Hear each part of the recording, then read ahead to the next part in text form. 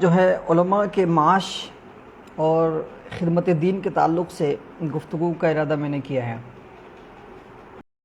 آج کی گفتگو کا خلاصہ یہ ہے، پہلے میں خلاصہ بتا دیتا ہوں تاکہ بعد میں مزید تفصیلات بتا سکوں، تاکہ بات اچھی طرح پہنچ سکے۔ خلاصہ کلام یہ ہے کہ سارے علماء کو دین کا کام ضرور کرنا چاہیے، حقیقی معنی میں جو دین کا کام ہونا ہے سارے علماء کو، بلکہ یہ تو علماء پر لازم و ضروری ہے، فرض ہے کہ وہ انبیاء کے وارث ہیں، اس حساب سے ان کے لیے ضروری ہے۔ اس کے علاوہ جتنے بھی دوسرے لوگ ہیں، دوسرے مسلمان ہیں، ان پر بھی لازم ہے کہ وہ دین کا کام ضرور کریں۔ ایک تو یہ بات ہو گئی۔ دوسری چیز یہ ہے کہ علماء کا اپنا ایک ذریعہ معاش بھی ہونا چاہیے، کوئی نہ کوئی ایک ذریعہ معاش پرسنل ہونا چاہیے۔ وہ دین کے ذریعے سے معاش حاصل کرنے کی فکر نہ کریں، یعنی مدرسہ پڑھائیں تب وہ وہاں سے پیسے لیں، مسجد میں امامت کریں تب وہاں سے اس پیسے پر جو ہے اپنی پوری زندگی گزاریں، ایسا نہیں ہونا چاہیے۔ قرآن خوانی کریں تب وہاں سے نذرانہ ملنے کی امید ہو، جو ہے آپ وہ دوسرے ذرائع ہیں، فاتحہ کریں تو اس کے ذریعے سے نذرانہ ملنے کی امید ہو، اس تقریر کریں تو اس کے ذریعے سے پیسے لیں۔ اس طرح کی جو چیزیں ہیں اس پر مکمل طور پر آپ ڈیپینڈ نہ رہیں۔ مل جائے تو کوئی بات نہیں، نہ ملے تو تب بھی کوئی بات نہیں ہونا چاہیے، یہ سسٹم ہونا چاہیے۔ اور آپ کے معاش کے لیے مکمل طور پر سائڈ سے کوئی نہ کوئی آپ کا انتظام ہونا چاہیے علماء کے لیے۔ تو یہ میری مکمل گفتگو کا خلاصہ ہے۔ آپ کہیں گے کہ حضرت ایسا ہے کہ آج کے زمانے میں کون عالم دین ہے جو اپنے معاش کا انتظام نہیں کر رہا ہے اور خدمت دین نہیں کر رہا ہے؟ کیونکہ ہر بندہ تو وہی کر رہا ہے، خدمت دین کے ساتھ ساتھ وہ معاش کا بھی انتظام اس کا ہو رہا ہے، تو الگ سے یہ بات کہنے کی ضرورت کیوں ہے؟ جو بندہ مدرسے میں پڑھا رہا ہے وہ بھی تو خدمت دین ہی کر رہا ہے، اور ساتھ میں اسے جو نذرانہ ملتا ہے وہ اس کے معاش ہو جاتا ہے، تو گویا کہ ایک توکل کے طور پر ان کی زندگی گزر رہی ہے، بات صحیح ہے۔ اور اس کے علاوہ جو بندہ امامت کر رہا ہے تو وہ بھی گویا کہ خدمت دین ہی کر رہا ہے، اور ساتھ میں جو نذرانہ ملتا ہے اس کی زندگی گزر رہی ہے، اور توکل کے ساتھ جتنا بھی مل رہا ہے اسی پر اللہ پر توکل کرتے ہوئے اسی کے ساتھ اپنی زندگی گزار رہا ہے، اللہ اسی میں برکت دے رہا ہے۔ تو اس میں کیا جو ہے بات ہے، اس میں کوئی غلط بات تو نہیں ہے، پھر الگ سے معاش کا انتظام کرنے کی کیا ضرورت ہے؟ تو دراصل میں جو بات کہہ رہا ہوں وہ بات یہ اس لیے کہہ رہا ہوں، یہ بات کیونکہ جو لوگ خدمت دین کر رہے ہیں تو دراصل اگر ہم اندر تک جا کر کے دیکھیں تو ہوگا یہ کہ 80%، بلکہ تھوڑا سا اور بڑھائیں 90%، بلکہ تھوڑا سا اور بڑھائیں آپ 95%، معاملہ یہ ہے لوگوں کا کہ 95% تک جو ہے جو لوگ ہیں وہ اپنے جسمانی طور پر اپنے وجود کے ساتھ دین میں لگے ہوئے ہیں، لیکن اس دین کے کام میں پروڈکٹیوٹی نہیں آتی ہے، نتیجہ کوئی نہیں نکلتا ہے، پھر کیونکہ ان کا ذہن اس میں حاضر نہیں ہوتا ہے، ان کا ذہن اندر سے غیر مطمئن ہوتا ہے، وہ دوسرے جو ہے ذریعہ معاش کے لیے پریشان حال رہتے ہیں، دوسروں کی جیبوں پر نظریں ٹکائے رہتے ہیں، اس طرح کے معاملات ان کے رہتے ہیں، اسی وجہ سے جو ہے ان کی پروڈکٹیوٹی نہیں آ پاتی ہے۔ یہی وجہ ہے کہ 10-10 20-20 سال تک میں نے ایسے مدارس کو دیکھا ہے، جو مدارس جو ہے چل رہے ہیں اس میں حفظ کی درسگاہ بھی چل رہی ہے، لیکن اس کے باوجود جو ہے اس حفظ کے درسگاہ سے ایسا حافظ نہیں بن پاتا ہے، کوئی ایسا طالب علم نہیں نکل پاتا ہے جو ایسا حفظ کر چکا ہو کہ وہ تراویح سنا سکے۔ حفظ کی درسگاہیں چل رہی ہیں، تنخواہیں دی جا رہی ہیں، بچے بھی آ رہے ہیں، پڑھ رہے ہیں، قاری صاحب پڑھا بھی رہے ہیں، حافظ صاحب پڑھا بھی رہے ہیں، سب کچھ ہو رہا ہے، چندے بھی ہو رہے ہیں، سب کچھ سارا نظام چل رہا ہے، لیکن پروڈکٹیوٹی نہیں ہے، جو نتائج دین کا نکلنا چاہیے وہ چیز نہیں ہے۔ اسی طرح آپ جو ہے مسجدوں میں چلے جائیں، لوگ امامت تو کر رہے ہیں، امامت کے ساتھ جو ہے، لیکن مسئلہ یہ ہے کہ اس کا نتیجہ برآمد نہیں ہوتا ہے۔ امامت کر رہے ہیں لیکن لوگوں پر ان کی بات کا کوئی اثر نہیں ہے، وہ دین کی کوئی بات کرتے ہیں، ایک تو خود دین پر وہ عامل نہیں ہو پاتے ہیں، دوسری چیز تو اس کی وجہ سے یہ ہوتا ہے کہ لوگوں تک تو باتیں وہ لوگوں تک پہنچاتے ہیں، اس پر بھی لوگ بھی اس پر عمل نہیں کرتے ہیں۔ اگر جو ہے عالم صاحب یا امام صاحب جو ہیں تھوڑے سے جو ہے اس کے اعتبار سے کم ہے، پیسے کے اعتبار سے کم ہیں، اور صرف اسی پر گزر بسر کرتے ہیں، تو نتیجے میں یہ ہوتا ہے کہ وہ جو ہے دوسرے لوگوں کی چاپلوسی کرنے میں جو ہے تملق وغیرہ میں ان کی پوری زندگی گزر جاتی ہے، یا پھر یہ کہیے کہ وہ تھوڑا سا جو ہے دب کر کے زندگی گزارتا ہے، حق بات کبھی ہو بھی تو وہ کہہ نہیں پاتا ہے لوگوں سے، اور جو بندہ جو ہے اس سے آزاد ہوتا ہے، معاشی طور پر آزاد ہوتا ہے، تو وہ ڈٹ کے بولتا بھی ہے ایسی بہت ساری مثالیں ہمارے سامنے موجود ہیں۔ تو کہنے کا مطلب یہ ہے کہ لوگ دین کا کام ضرور کرنا چاہیے، کچھ نہ کچھ دین کا کام ضرور کرنا چاہیے، اور معاش کا انتظام اس سے الگ سے کرنی چاہیے، یا اس کو اس طور پر کہہ لیجئے کہ انسان اپنے معاش کا انتظام جو ہے ضرور ضرور ویسا ہی کرے جیسے کہ دوسرے لوگ کرتے ہیں، کچھ نہ کچھ معاش کا انتظام کریں، ساتھ میں وقت نکال کر فی سبیل اللہ دین کا کام کریں، ورنہ ہوگا یہ اگر اس طرح نہیں کریں گے تو پھر ہوگا وہی کہ جو ہے آدمی اندر سے بے اطمینانی کی زندگی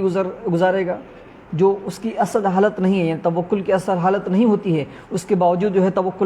متوکلانہ زندگی گزارنے کی کوشش کرتے ہیں، تو گویا کہ زبردستی توکل کر رہے ہوتے ہیں نا، یہ چیز یہ کیفیت پیدا ہو جاتی ہے۔ اس کے نتیجے میں یہ ہوتا ہے کہ لوگ جو ہیں اس کے اپنے عوام کے جیب پر ان کی نظر ہو جاتی ہے، امام صاحب ہیں تو مقتدی کی نظر پہ نظر ہوتی ہے، یہ سارے مسائل پیش آتے ہیں۔ اچھا، میں مزید تفصیلات پیش کروں اس سے پہلے جو ہے میں آگے بڑھنے سے پہلے ایک حضرت سفیان ثوری رحمۃ اللہ تعالیٰ علیہ کا جو ایک قول جو میں نے پڑھا تھا، میں اسے آپ حضرات کے سامنے پہلے پیش کرنا چاہوں گا کہ سفیان ثوری نے کہا تھا کہ کان المال فیما مضا یکرہ، یعنی پرانے زمانے میں، گزشتہ زمانے میں جو پہلے زمانے کے لوگ تھے، تو یعنی پہلی امتوں میں یہ ہوتا تھا کہ مال کو برا سمجھا جاتا تھا، لیکن جہاں تک آج کے زمانے کا تعلق ہے تو اب مال دولت مسلمانوں کی ڈھال ہے۔ یہ بات کس نے کہی ہے؟ یہ بات حضرت سفیان ثوری نے کہی ہے۔ کہاں پر کہی ہے؟ یہ حلیۃ الاولیاء میں آپ کو یہ بات ملے گی، حلیۃ الاولیاء طبقات الاصفیاء میں یہ سفیان ثوری سے منقول ہے۔ مکمل حوالہ چاہیے ہوگا جس کو تو وہ دیکھ لیں، جلد نمبر 6 صفحہ نمبر 381 میں یہ ان کا مکمل ایک بہت ہی بڑا سا قول وہاں پر موجود ہے۔ ایک تو یہ بات یہ کہ پرانے زمانے میں جو ہے مال کو برا سمجھا جاتا تھا، لیکن آج کے زمانے میں یہی مال مومن کا ڈھال ہے۔ یہ حضرت سفیان ثوری کس زمانے کے ہیں؟ حضرت سفیان ثوری جو ہے دوسری صدی ہجری کے ہیں۔ دوسری صدی ہجری کا مطلب یہ ہوا کہ 8ویں صدی عیسوی، 8ویں 9ویں صدی کے، ٹھیک ہے، دوسری صدی ہجری کے ہیں، اور اس کے باوجود آپ یہ کہہ رہے ہیں کہ ہمارے زمانے میں آج جو ہے مسلمانوں کی ڈھال یہی مال دولت ہے۔ پھر آگے فرماتے ہیں کہ لولا هذه الدنانیر لتمندل بنا هؤلاء الملوک، اگر یہ درہم و دینار اور روپیہ پیسہ نہ ہوتا تو پھر یہ سلاطین اور عمرا جو مالدار قسم کے لوگ ہیں، یہ لوگ جو ہے ہمیں دست و پا بنا کر ذلیل و پامال کر ڈالتے، ہمیں بالکل ذلیل کر ڈالتے یہ لوگ۔ اور پھر آگے فرماتے ہیں کہ من کان فی یدہ من ھذا شیء فلیصلح، کہ جس کے پاس بھی تھوڑا بہت مال ہو وہ اپنے مال کی اصلاح کرے، یعنی اس کو یا تو جو ہے آئندہ کسی بزنس یا تجارت میں لگا کر کے جو ہے اس کے آگے اس سے زیادہ مال کمائے، یا پھر یہ کہ اس کے زکوٰۃ وغیرہ نکال کر کے اس کو صحیح جائز کاموں میں جو اس کو استعمال کرے، یہ اس کا معنی ہوتا ہے۔ اور پھر آگے کہتے ہیں کہ ایک زمانہ ایسا ہے، ہمارا یہ زمانہ ایسا ہے کہ اس میں فَإِنَّهُ زَمَانٌ إِنْ احْتَاجَ كَانَ أَوَّلُ مَن يَبْذُلُ دِينَهُ، کہ اگر کوئی محتاج و مفلس ہوگا ہمارے زمانے میں تو پھر سب سے پہلے جو ہے وہ تو اپنے دین کو جو ہے اپنے ہاتھ سے گنوانے والا وہ سب سے پہلا شخص ہوگا۔ یہ باتیں حضرت سفیان ثوری جو ہے اپنے زمانے کے بارے میں کہتے ہیں کہ جو شخص جو ہے مفلس ہوگا تو وہ شخص اپنے دین کو سب سے پہلے گنوائے گا۔ اور یہ ساری باتیں آج ہمارے اپنے زمانے میں جو ہے بہت زیادہ بدرجہ اولا ہم پاتے ہیں کہ لوگ جو ہیں جس طرح جو ہے لوگ توکل کے اپنے جہالت کی وجہ سے، یا کہہ لیجیے کہ تھوڑی سی جو ہے ناسمجھی کی وجہ سے، یا پھر کہہ لیجیے کہ کچھ زیادہ بہت زیادہ جو ہے سیدھے پن کی وجہ سے وہ لوگ ایک غلط مفروضہ ہم لوگوں نے قائم کر لیا ہے کہ اسباب ہم لوگ اختیار نہیں کرتے ہیں پیسے کمانے کے، اپنے معاش کے لیے، ذریعہ معاش کے لیے کوئی اسباب اختیار ہم نہیں کرتے ہیں۔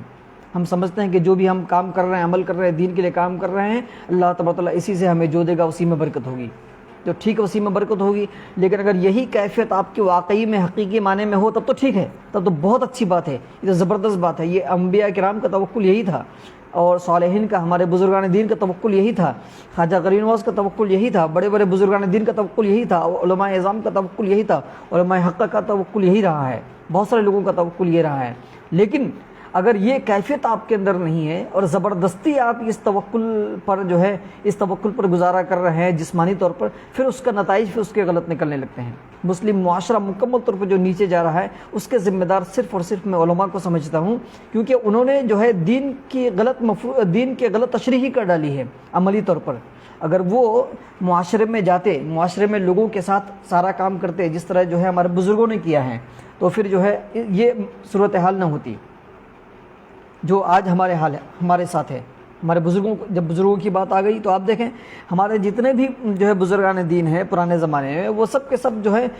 کوئی اپنا کسی نہ کسی جو ہے اپنا ان کا کام دھندہ تھا، ان کا کوئی اپنا بزنس تھا، ان کی اپنی تجارت تھی، تب وہ جو ہے دین کا کام کرتے تھے۔ یعنی جو میں کانسیپٹ دینا چاہتا ہوں ہمارے پرانے زمانے کے علماء کے پاس مکمل طور پر موجود ہے۔ وہ کیا ہے کہ آپ دیکھیں کہ امام قدوری ہیں، وہ ہانڈی بناتے ہیں، ایسے علاقے میں رہ رہے ہیں جہاں پر ہانڈیاں بنائی جاتی ہیں، وہ خود بھی ہانڈی بناتے ہیں، اس کو بیچتے ہیں، اس لیے ان کے نام کے ساتھ جو ہے قدوری کا لاحقہ لگ گیا ہے، ٹھیک ہے۔ تو ساتھ میں کیا کر رہے ہیں، وہ قدوری جیسی کتاب بھی لکھ رہے ہیں۔ دیکھیے نتیجہ برآمد ہو رہا ہے، کیوں؟ وہ خالصتاً فی سبیل اللہ وہ کام کر رہے ہیں۔ ایسا نہیں کہ کسی سے انہوں نے نذرانہ لیا ہے یا کسی اکیڈمی کے حصہ بنے یا کہیں پر جا کر کے وہ جو ہے کہیں سے اپنی تنخواہ لی تب جا کر کے وہ کتاب لکھی، ایسا نہیں ہے، بلکہ انہوں نے جو فی سبیل اللہ اپنے اس دین کے لیے ٹائم نکالا، انہوں نے ٹائم دیا، انہوں نے باضابطہ طور پر دین کے لیے۔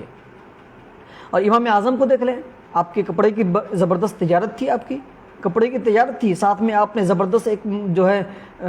لوگوں کی افراد سازی ایسی کی لوگوں کی کہ نہ پوچھیے آپ نے۔ امام جو ہے محمد جیسے لوگ وہاں پیدا ہو رہے ہیں، امام یوسف جیسے لوگ پیدا ہو رہے ہیں، امام ظفر جیسے لوگ پیدا ہو رہے ہیں، بڑے بڑے اسکالرس وہاں سے نکل رہے ہیں۔ کیسے نکل رہے ہیں؟ اچھا، امام اعظم نے کتنی تنخواہ لی تھی، کس مدرسے میں پڑھاتے تھے، کتنی تنخواہ لی تھی؟ ایسا نہیں ہے کچھ بھی، آپ نہیں تنخواہ لیتے تھے، بلکہ یہ کام دین کے لیے الگ سے آپ کیا کرتے تھے، فی سبیل اللہ کیا کرتے تھے۔ آپ کی کمائی کے لیے، معاش کے لیے آپ کا الگ سے انتظام تھا، آپ کی اپنی تجارت تھی، اس تجارت کو آپ نے کسی ایک شخص کو جو ہے تھما دیا تھا اور اس کو آٹومیٹ کر دیا تھا، یعنی آٹو پائلٹ موڈ میں رکھ دیا تھا اپنی تجارت کو۔ غوث اعظم کو دیکھ لیں، سیدنا عبد القادر جیلانی قدس سرہ کا معاملہ دیکھیں، آپ بہت بڑے تاجر تھے، آپ کی تجارت خود جو ہے آٹو پائلٹ موڈ میں چل رہی تھی۔ جو ہے آج کے زمانے میں ہم بہت سارے لوگوں کو دیکھ سکتے ہیں کہ جو واقعی دین کا زبردست کام کر رہے ہیں، پیچھے بیک میں ان کا جو ہے ان کا بزنس بھی چل رہا ہے۔ تو یہ ہے اصل صورتحال۔ اصل صورتحال میں کیوں کہہ رہا ہوں؟ کیونکہ یا تو آپ کا توکل کا یہ معیار ہو جائے کہ واقعی اللہ تبارک و تعالی جو ہے جب دے گا تبھی ہم جو ہے آپ کے لب کھلیں گے، نہیں دے گا تو اس پر صبر کریں گے، اگر توکل کا یہ معیار ہے۔ یا پھر چڑیوں کی طرح توکل اگر آپ کا ہے کہ جو ہے تم توکل اس طرح اختیار کرو جس طرح چڑیاں اور پرندے کرتے ہیں کہ وہ جب صبح نکلتے ہیں تو شام کو صبح بھوکے پیٹ نکلتے ہیں، شام کو شکم سیر ہو کر کے واپس لوٹتے ہیں اور دوسرے دن کے لیے بچاتے نہیں ہیں پھر وہ۔ یا تو چڑیوں کی طرح، پرندوں کی طرح آپ کا توکل ہو جائے تب تو بہت اچھی بات ہے، بہت زبردست بات ہے، یہ ایسا ہو تو بہت اچھی بات ہے۔ لیکن اگر یہ چیز نہیں ہے اور زبردستی توکل کا لبادہ اوڑھے ہوئے ہیں تو میرا اپنا جو ماننا ہے یہ ہے کہ ہم اپنی سوچ کو پہلے بدلیں، اپنی فکر کو بدلیں۔ اپنی فکر بدلنے کا مطلب یہ ہے کہ ہم اپنا ذریعہ معاش کچھ نہ کچھ بنائیں، عام لوگوں کی طرح بنائیں۔ اور آج کے زمانے میں بھی، آج کے ڈیجیٹل دور میں اگر ہم علماء جو ہے اپنے معاش کا انتظام نہیں کر سکے تو یہ بہت بڑی محرومی ہے، بہت بڑی محرومی ہے۔